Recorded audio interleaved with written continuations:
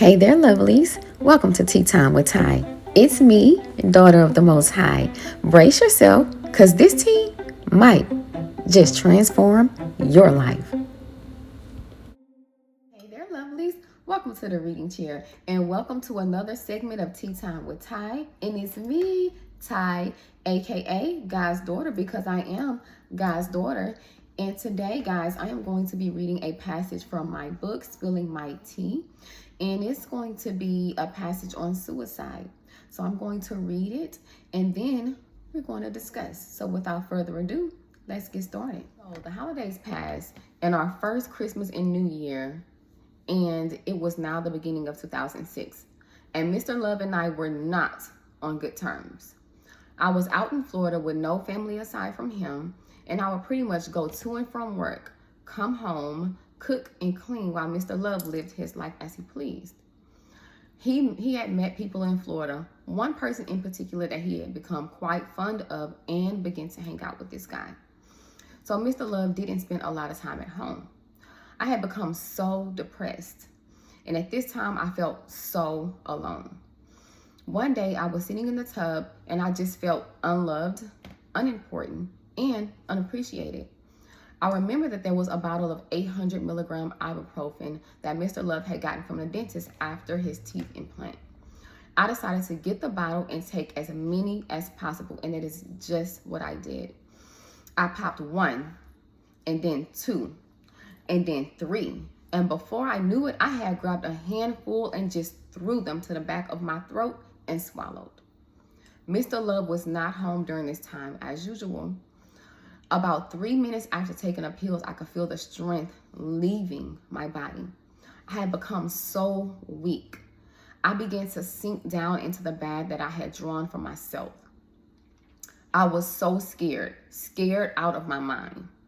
I quickly realized that what I thought I wanted to die wasn't what I really wanted.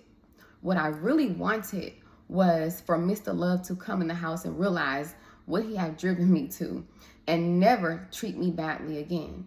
I crawled out of the tub and I began crawling towards my room for the phone in case I needed to call an ambulance. I prayed to God, please God, don't let me die over this dumb mistake. And of course, he spared me. I drank lots of water, as much as I could, to wash the poison out of my body. And I made myself vomit. I felt so ashamed, so stupid. I told no one, not even Mr. Love. So a lot of the times, this is another, I would say, under discussed topic. I know that we have these suicide hotlines and we have these support groups and what have you. However, someone who is experiencing these thoughts and these emotions and these beliefs, they're not going to just automatically come and say, oh, there's a hotline, let me call this. That's not their first thought. Their first thought is, I don't want to be here anymore, right? For whatever reason that may be.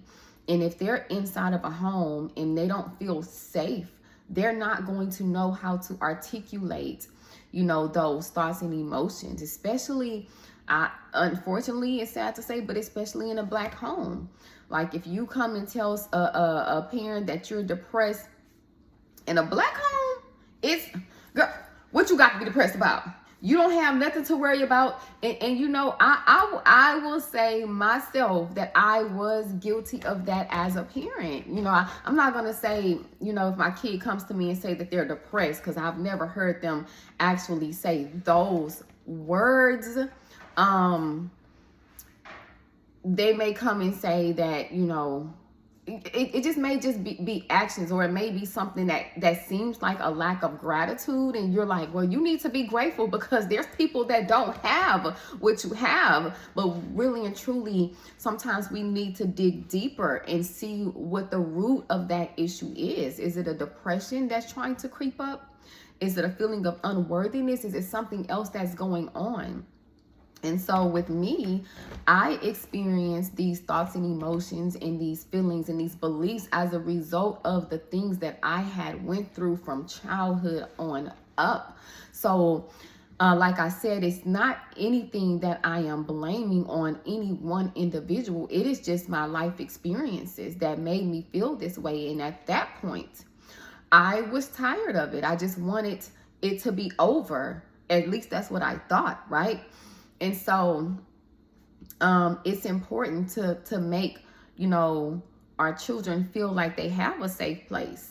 It's important to let people know that they are supported, even adults. I didn't realize what I was really struggling with. I didn't realize who I wasn't able to really identify myself until I was able to identify who God was truly in my life.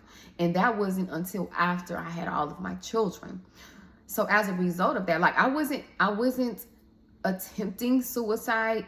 Once I had my children, I wasn't going that far because I knew that my children were dependent on me. However, those thoughts were still at the back of my mind when I would experience things that brought on a lot of pain, a lot of sorrow. Those feelings and emotions were still lying dormant. So as a result of that, my daughter experienced that very same thing. At a young age, she expressed, and she actually did express this to me. And I'm grateful that she felt safe enough to do so, because then we were able to address that issue and rectify it before it got too far along. But she expressed it to me, and she dealt with that because I dealt with that before she came into the picture. So as a result, that trickled down. Again, generational curses. So this is something that really needs to be nipped in a bud before it gets to the point to where it's actually accomplished, right? It's actually achieved. And like Ecclesiastes says, a live dog is better than a dead man.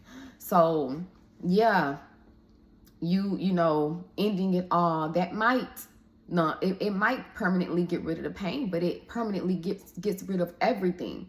You're no longer here to feel pain, to feel happiness, to feel gratitude, to feel sorrow, to feel, anything. And I don't think that that is the goal of people who want to commit suicide. They're just thinking that they want to get rid of the pain, not necessarily understanding the major impacts, the gravity of it all. And so, I just want to address that on today. So have you ever been in a situation? Have you ever wanted to commit suicide? I've spoken with people that has been through hell and back with gasoline draws on. And I've asked them, like, have you ever wanted to kill yourself? And they're like, no, I'm not suicidal. Like, there's people that goes through things on a day-to-day basis and they don't want to end it all. They're like, okay, I understand I'm going through this. I'm pissed. I'm mad. I'm sad. I'm, even depressed, but I don't want to commit suicide. I still want to be here. Like, I want my life.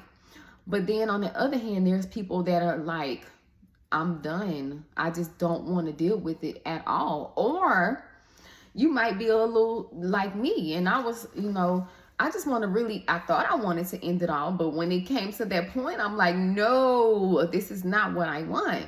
I want somebody to understand where I'm coming from. I want somebody to understand how I feel and to support me. I didn't have my family. And even if I did, I didn't feel like I had their support because I felt no one understood the situation that I was in. And then, I just felt like I did want it all to end, but not in that way. So have you ever experienced this? Have you ever, had these thoughts, these feelings, these emotions, these beliefs? If not, have you had a relative, a friend, a child who has experienced or are experiencing these? Has someone come to you and said, man, I'm just tired of being here? Because that right there is a dead giveaway. I don't want to be here anymore. That's a dead giveaway. If so, how did you support that individual? Again, did you judge them and say, man, that person is crazy? Why would you want to kill you? That's just dumb. That's stupid. Why would you want to end your life? Is that how you did it? Because honestly, that's a lot of responses from someone who don't understand. Or Did you come in it with mercy, with grace, with love, with compassion, and say, you know what, friend? Let's talk about this. What can I do to help you to understand how important your life is? You have purpose. God is not done with you yet. Did you support that individual? Did you hold their hands and help them to navigate their situation so that they would not feel alone? Think about it. So, this is basically what I wanted to discuss today, because I felt that I'm really passionate about this because I have been there.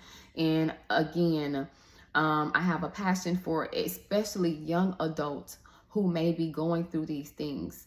So often we just graze over our young adults, our teenagers, even our adolescents, because we think that their thoughts and emotions are not important, but they are very important, because that is what's going to help them to become healthy adults. So I have a short poem that I want to share, and this is for anyone who is contemplating suicide, who thinks that they're going into that depression mode and they just don't know whether or not they want to keep going. It's called Keep Living. My friend, I have a shoulder and a tissue. I have ears to listen and a voice to encourage. I have teeth to calm and a blanket for comfort. I have jokes for days and tons of riddles. Whatever you need to get through, I'll be supportive. I'll provide you with the glue that you need to mend your broken heart, or the table that you need to put the puzzle back together. I have a heart full of compassion, and I admonish you to keep living, and it will get better. Yes, keep living. My friend, keep living.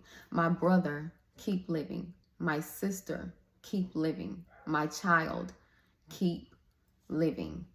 Life is a series of ups and downs, and the great thing about that is we get to experience it as long as we're still living.